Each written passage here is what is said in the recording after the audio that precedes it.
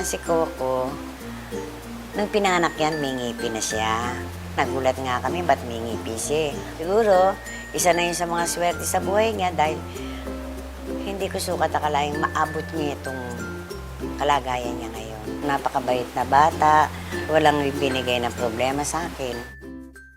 Kung hindi ang agimat mong kumain kay Jaira, baka ikaw naman ang kumain sa kanya.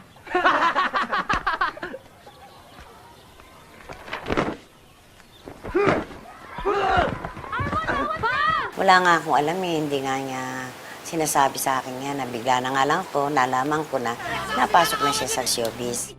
Hihingi lang po ako ni Mang Kador. Dalawang buwan na po ako din nakakaulit sa pedicab. Ang sarap naman ang luto mo. Nahawa ako sa galing mo eh. Mahilig siyang magluto, mahilig din siyang kumain.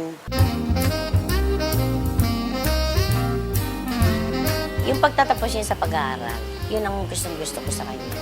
Tsaka yung mga ibang bagay na mga gamit, alas, kung ano-anong binibigay niyang mahalaga. Bag. Doon ako natutuwa na kahit may dala siya mga pasalubong, ang tiwano yun, nasa ibabaw yung bibigay sa akin. Hindi pa nga nakakapasok sa kwarto, bubuksan na niya. Lao, hindi na kumikibong, masayang-masaya ako sa inyo. Hindi ko nga ako ginagamit, dala niya, siguro hindi ko gusto. Matino! Eh, nalipad pa yan eh! At least ako hindi ako pabigat! Ang galing mo nga eh! Sabi mo! Oh, yeah! Sa lahat po na nandito, thank you so much. Lagi kong sinasabi, Deng, huwag kang makakalimit sa Panginoon Diyos. Mababa lang ang kalooban. Ayun lang ang kinagugusto ko sa kanya. Sa katayo niya ngayon, hindi ko siya nakitang magnagmayabang. Yung kanyang pagmamahal sa Nazareno, ang sabi niya ay naibahagi sa kanya ng kanyang mahal na lola. Doon niya nakita ang inspirasyon ng buhay niya.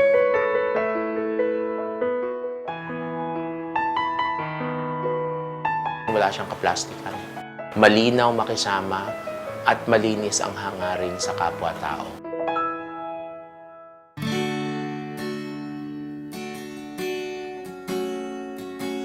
Parang siya nga halili sa akin sa pag-intindi sa pamilya.